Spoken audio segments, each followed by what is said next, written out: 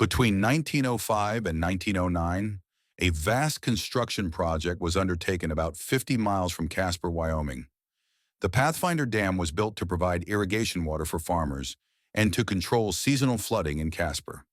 Primarily constructed from granite blocks quarried on site, the dam stands 214 feet high and is 432 feet long.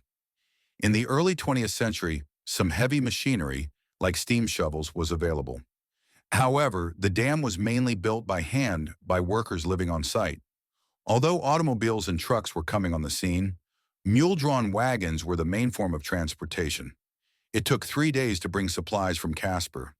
On a personal note, my grandfather worked on this dam in his early teens, which was not unusual for that time. However, he soon quit, realizing that being a cowboy and doing ranch work was much safer than working on this hazardous project. This story is not about the construction of the Pathfinder Dam or the Nimerigar, known as people eaters, who were wiped out by the Shoshone and transformed into gremlin-like beings.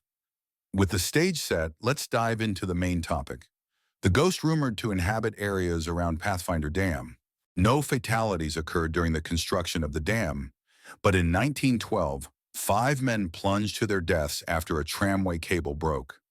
After some deliberation, it was decided to bury the 5 men about a mile away from the dam, near the freight road. This road is still the main route to the dam. It's important to remember that during the days of horse and buggy, it took 3 days to reach Casper, and by the time the bodies made it to town, they would be putrid. Therefore, it made sense to bury the deceased on site. In the early 20th century, long-distance communication was slow and expensive. Thus, the authorities did not waste time trying to locate the next of kin. Among the 5 individuals who passed away, 3 were honored with grave markers, while the other 2, immigrants without family in the U.S., rest in unmarked graves. This accounts for the marked and unmarked burials. Interestingly, there are also 2 additional unmarked graves at Pathfinder Cemetery. Who were these forgotten individuals? Perhaps they were nameless cowboys or day laborers who worked on the dam? Who knows? This area is located near the Oregon/California Trail and contains many unmarked and forgotten graves. At least 8 more bodies have been discovered and reburied.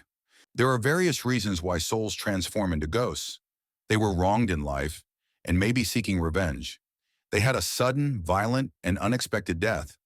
The restless spirits may have a goal to fulfill. The saddest reason is that these earthbound specters were forgotten in life and went unmourned. Except for being wronged in life, the phantoms of Pathfinder fall into all these ghostly categories. It is rumored that because the graves were shallow, animals or a flash flood scattered the bones across the steps shortly after burial. This could be nothing more than a cenotaph gravesite. Considering that the majority of the dead buried at the site had no markers, does it really matter that their bones were scattered to the winds? With the site next to the main road leading to a popular campsite, visitors sometimes stop to look at the graves and wonder why they are there. Thanks to modern transportation, Pathfinder is now just under an hour away from Casper. What an incredible change in just over a century.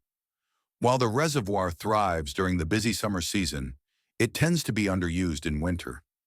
Reaching Pathfinder in winter can be difficult due to its often inaccessible conditions.